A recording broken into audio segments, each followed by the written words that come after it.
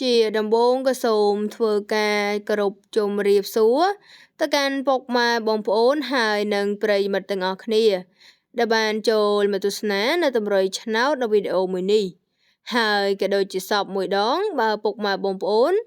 ពេញចិត្តនៅលេខតម្រុយឆ្នោតលេខធំមួយណាពុកម៉ែបងប្អូនអាចយកទៅធ្វើការចាក់ជាតម្រុយឆ្នោតជូនក៏បានដែរសម្រាប់នៅថ្ងៃទី30ខែ7ឆ្នាំ2026អាវងសូមលេខធំ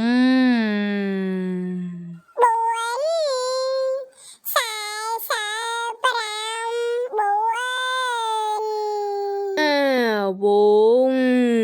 សូមលេខធំ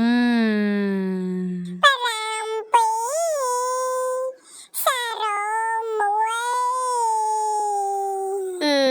វងសូមលេខធំ